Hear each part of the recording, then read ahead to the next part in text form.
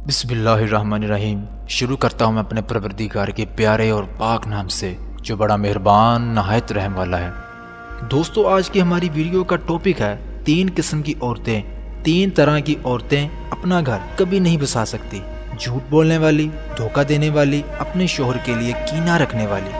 एक बादशाह अपने वजीर के साथ जा रहा था। इसने अपने वजीर से कहा कि ये जो कहते हैं दिल को दिल से राह होती है, इसका क्या मायने है। उसने कहा, बादशाह सलामत, आपको मैं ये बात आंखों से दिखा सकता हूँ, मगर आप जरा किसी वक्त आम कपड़े पहनकर मेरे साथ चलें। चुनाचे एक दिन बादशाह अपना ताज, अपने कपड़े उतार कर आम लोगों के कपड़े पहनकर वजीर के साथ महल से बाहर निकल गया। चलते चलते एक बंदा आ रहा था। वजीर ने बादशाह से पूछा कि बादशाह सलामत, ये कैसा आदमी है। उसने कहा, बेवकूफ़ लगता है, जाहिल है, लगता है कि इसे कोई तमीज़ नहीं। वजीर ने बादशाह को कहा, ठीक है जनाब। फिर बादशाह सलामत के साथ वजीर चलता चलता उस बंदे के पास गया तो जाके उससे कहने लगा कि यार आजकल हमारा बादशाह कैसा है। कहने लगा, पता नहीं कहाँ का बेवकूफ़ बादशाह बन गया है, इसको समझ ही नहीं आ रही, वो बादशाह बनने के लायक ही नहीं। उसने भी आगे से उल्टे सीधे कमेंट्स दिए। खैर, थोड़ा सा आगे गया तो वजीर की नज़र एक नौजवान पर पड़ी। उसने बादशाह से पूछा, बादशाह सलामत, इसके बारे में आपकी क्या राय है। बादशाह सलामत ने कहा, भला आदमी नजर आता है। उसने कहा, आए अब ज़रा इससे पूछते हैं।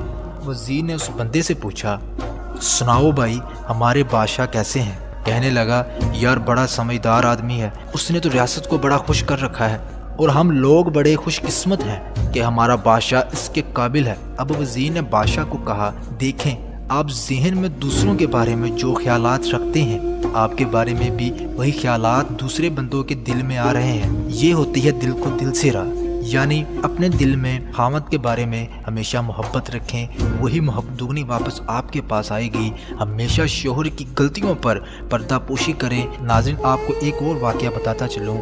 एक जगह एक बूढ़ी मगर समझदार और दाना औरत रहती थी, जिसका खामद उससे बहुत प्यार करता था। दोनों में मोहब्बत इस कदर शदीद थी कि इसका खामद इसके लिए मोहब्बत भरी शायरी करता और इसके लिए शायर कहता। उम्र जितनी ज्यादा हो रही थी, बाहमी मोहब्बत और खुशी इतनी ही ज्यादा बढ़ रही थी। जब उस औरत से इसकी दामी मोहब्बत और खुशियों भरी जिंदगी के बारे में पूछा गया कि आया वो एक बहुत माहिर और अच्छा खाना पकाने वाली है, क्या वो बहुत हसीनो जमील और बहुत खूबसूरत है, या इस मोहब्बत का कोई और राज है, तो औरत ने यूं जवाब दिया, खुशियों भरी जिंदगी असहाब अल्लाह की जात के बाद खुद औरत के अपने हाथों में होता है। अगर औरत चाहे तो वो अपने घर को जन्नत की छांव बना सकती है, और अगर यही औरत चाहे तो अपने घर को दोज़ख की तैलती हुई आग से भी भर सकती है। मत सोचिए कि मालो दौलत खुशियों का सबब है। तारीख कितनी मालदार औरतों की कहानियों से भरी पड़ी है, जिनके खामद इनको इनके मालूमात समेत, दौलत समेत छोड़कर किनारा कश हो गए। अच्छा खाना पकाना भी कोई खूबी नहीं, सारा दिन किचन में रहकर मज़े मज़े के खाने पकाकर भी औरतें खामद के गलत मामला की शिकायत करती नज़र आती हैं और खामद की नज़रों में अपनी कोई इज्जत नहीं बना पाती। तो फिर आप ही बता दें कि इस पुरसादत और खुशियों भरी ज़िंदगी का राज क्या है, और आप अपने और खामद के दरमियान पेश आने वाले मसाइल और मुशाकिल का किस तरह से निपटा करती हैं। एक औरत ने जवाब दिया कि जिस वक्त मेरा खामद गुस्से में आता था, और बिलाशुबा मेरा खामद बहुत ही गुस्से वाला था, मैं उस पल बहुत नहायत के साथ और एहतराम के साथ मुकम्मल खामोशी इख्तियार कर लिया करती थी। नाज़रीन मोहतरम, यहाँ एक बात वाज़िया कर दूँ कि इस तरह की खामोशी का मतलब ये है कि आंखों से हकारत और नफरत ना लग रही हो और मस्करापन दिखाई दे रहा हो। आदमी बहुत अक्लमंद होता है और ऐसी सूरत हाल और ऐसे मामले को ढांप लिया करता है। और उसने कहा, आप ऐसी सूरत हाल में कमरे से बाहर क्यों नहीं चली जाया करती। इसने कहा, खबरदार, ऐसी हरकत मत करना, इससे तो ऐसा लगेगा कि तुम उससे फरार होना चाहती हो, उसका नुक्ते नजर नहीं जानना चाहती। खामोशी तो जरूरी है, इसके साथ साथ खामद जो कुछ कहे ना सिर्फ ये सुनना बल्कि इसके कहे से इत्तफाक करना भी इतना ही अशद जरूरी है। मेरा खामद जब अपनी पूरी बातें कर लेता तो फिर मैं अपने कमरे से बाहर चली जाती, क्योंकि इसे सारी चीखों पुकारों शोर शराबे वाली गुफ्तगू के बाद मैं समझती थी कि इसे आराम की जरूरत थी।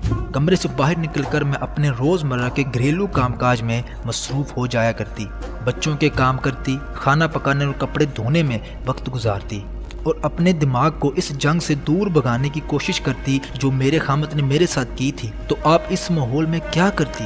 क्या कई दिनों के लिए लातुल्लगी इख्तियार कर लेना और खामद से हफ्ता 10 दिन के लिए बोलचाल छोड़ देना वगैरह। उसने कहा नहीं, बोलचाल छोड़ देने की आदत इंतहाई घटिया फेल और खामद के साथ ताल्लुकात को बिगाड़ने के लिए दोनों की तलवार की मानत है।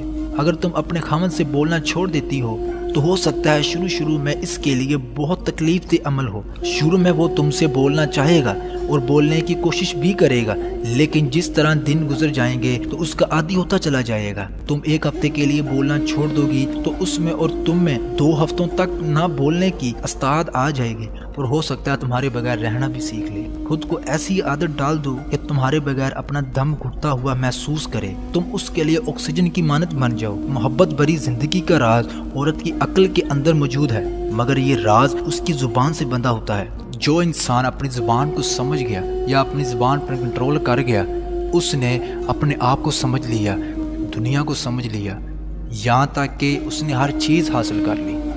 मिलते हैं नेक्स्ट वीडियो में, तब तक के लिए अल्लाह हाफिज़।